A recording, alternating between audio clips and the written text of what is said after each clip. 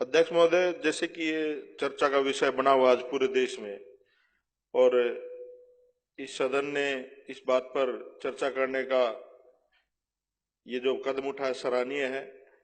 आज हम राजघाट पर गए थे तो वहां पर एक अद्भुत सा आश्चर्य हुआ, और यहाँ पर भी मुझे देखने को मिला मदन लाल जी बार बार कह रहे हैं हम आपके साथ हैं।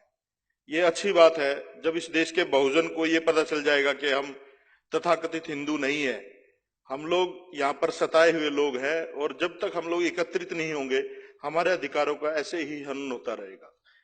इस देश में जब जब जरूरत पड़ी, अगर देश को चरित्र की जरूरत पड़ी, रामायण की जरूरत पड़ी, भगवान वाल्मीकि से लिखवा ली, और महाभारत की जरूरत पड़ी तो वेद व्यास से लिखवा ली।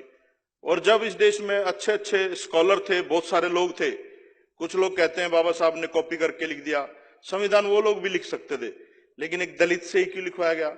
हमारी काबिलियत की अगर बात करें तो उसमें कोई अतिशयोक्ति नहीं होगी। इस देश में हमारे एकलव्य भी हुए हैं, शंभुक ऋषि भी हुए हैं, लेकिन हमेशा षड्यंत्रों के माध्यम से उन लोगों का संहार किया गया है।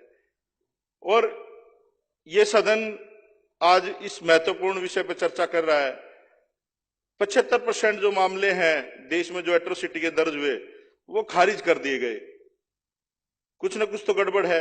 15% ऐसे मामले हैं जिनमें उनको बिल्कुल ही खत्म कर दिया गया, और 10% मामलों में कार्रवाई चल रही है। और अध्यक्ष साहब, सबसे बड़ा सबूत मैं हूं आपके पास सामने। मैं जब मंत्री था मैंने एक मुकदमा दर्ज करवाया था, कपिल गुप्ता एक एक्शन होता था एमसीडी में, और वो अधिकारी, हमने कहा कि भाई सफाई व्यवस्था ठीक नहीं है विधानसभा में, आप सफाई व्यवस्था ठीक से करिए। तो उस व्यक्ति ने बिल्कुल मुंह के सामने कहा कि सफाई का काम तो आपके ही लोग करते हैं, ये आपके लोगों की गलती है, आप लोगों को विधानसभा और लोकसभा में नहीं, आपको इसी काम में होना चाहिए। ये तो एक मूर्ख व्यक्ति आया था जिसकी वजह से आप लोग हमारे सिर पे बैठ गए। और मैं तो सैल्यूट करता हूं जो सावित्रीबाई फुले जो एमपी है बीजेपी की, उन्होंने इस्तीफा दिया बीजेपी से और इन लोगों को चेताया है। मुझे ऐसा लगता है अध्यक्ष साहब, ये जो आरएसएस है ये एक तरह से जैसे आतंकवादी संगठन होते हैं, उनका एक टारगेट होता है। उनका जैसे लादेन अमेरिका में एक हेलीकॉप्टर में पायलट बिठा करके एक बिल्डिंग में घुसा देता, उन्हें कोई मृत्यु का भय नहीं था, कुछ नहीं था, उन लोगों का एक टारगेट था। ये ईवीएम हैक करके या जो भी करके, जैसे भी तिकड़मबाजी करके सरकार में ये लोग आए, और इन लोगों का एक उद्देश्य है कि यहाँ के गरीब को, दलित को, पिछड़े को एक उसी जगह खड़ा कर दिया जाए ला करके जहां से इनके पूर्वज जाते थे।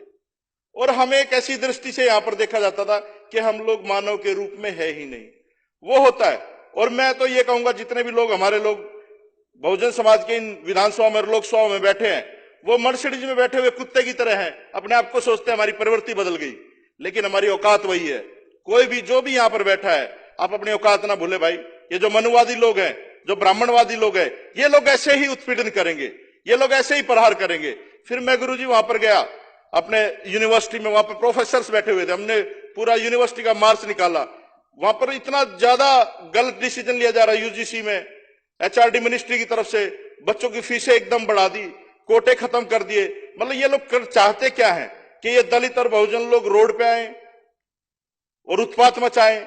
मैंने अध्यक्ष साहब जब मैं मंत्री था तो 4 लाइनें लिखी थी, बड़ा गंभीरता से मैं सोचता था, बाबा साहब को पढ़ा है, हमने 4 लाइनें लिखी थी। हो सकता है आप लोगों को गलत लगे, लेकिन आज के इस समय में वो बिल्कुल सटीक बैठती हैं। उसमें लिखा था मैंने कि अगर संविधान सुरक्षित है तो हम सुरक्षित हैं, अगर संविधान सुरक्षित है तो हम सुरक्षित हैं, अगर हम सुरक्षित हैं तो ये देश सुरक्षित है। इस सदन के माध्यम से पूरे देश को बताना चाहता हूं, अगर हमारे लोगों पर, अगर हमारे समाज पर अगर किसी भी तरह का उत्पीड़न होगा तो हम लोग सड़कों पर भी आएंगे, और जब तक बात संवाद से बनेगी संवाद से भी करेंगे। अगर हमें कुछ और भी करना पड़े समाज को बचाने के लिए, क्योंकि लोगों से देश है। अरविंद केजरीवाल जी भी कहते हैं ना भाई, पुल देश नहीं है, सड़क देश नहीं है, बिल्डिंग देश नहीं है, लोग जो है वो देश है। अगर हम ही नहीं रहेंगे तो जंगल राज है ये, अगर जंगल ही है तो फिर जंगल में तो जानवर एक दूसरे को मार के खाता है। फिर हमें कोई भी हथियार अपनाना पड़े, कोई भी काम करना पड़े, समाज का सारी चीजें छोड़ के, राजनीति और सारी चीजें भूल करके हम लोग समाज के साथ खड़े होंगे। और हमें उम्मीद है जब इस विधानसभा में इस इतने महत्वपूर्ण चर्चा हुई है और बीजेपी के लोग ऐसे सोच रहे हैं, पता नहीं कहां से आ गए ये लोग, ये सबकी सोचते हैं, अजीब से लोग हैं। ये मैं बताना चाहता हूं आपको, ये जो पार्टी है और ये जो यहाँ पर विधानसभा है, ये अजीब से ही लोगों की है, पता ही नहीं कौन कहां से आ गया। तो ये मिक्सअप है, धर्मनिरपेक्ष, जातिवाद, इन चीजों में विश्वास नहीं रखती है, ये देश को आगे बढ़ाने में विश्वास रखती है, और हम लोग उसी के लिए काम कर रहे हैं। तो अध्यक्ष साहब, ये जो निर्णय है ये निंदनीय है। और इस देश में दुर्भाग्य हमारा ये है कि और भी चीजों में, बहुत सारी चीजों में गलत इस्तेमाल होता है कानून का। दहेज में चले जाओ आप, रेप केस में चले जाओ, बहुत सारे चीजों में दुरुपयोग होता है। इसका तो उपयोग ही नहीं हो रहा। जो जो बाबा साहब ने लिखा दलितों के लिए, बहुजनों के लिए, जो भी कानून इंप्लीमेंट होता है उस पर हथौड़ा चलता है। चाहे रिजर्वेशन का हो, चाहे किसी भी तरीका का देख लो आप, हर चीज में बात होती है। अब लोग कहते हैं आर्थिक आधार पर रिजर्वेशन होना चाहिए। अरे भाई, रिजर्वेशन गरीबी हटाओ उन्मूलन थोड़ी ना है, ये सामाजिक समरसता की, समानता की बात है। वो समझ में आएगी जब अब दो लोग कहते हैं दलित राष्ट्रपति है जी। भाई दलित, तुम लोग फिर किस समरसता की बात करते हो? भाजपा के लोग ही कहते हैं दलित राष्ट्रपति है। क्या पहले राष्ट्रपति नहीं हुए जब तो उनकी जाति से संबोधित नहीं किया गया? संदीप जी कंक्लूड करिए। अध्यक्ष साहब धन्यवाद, आपने इस सेंसिटिव मुद्दे पे बोलने का मौका दिया। और मैं तो ये चाहूंगा कि इस पे कल जो ना, मैं तो बाहर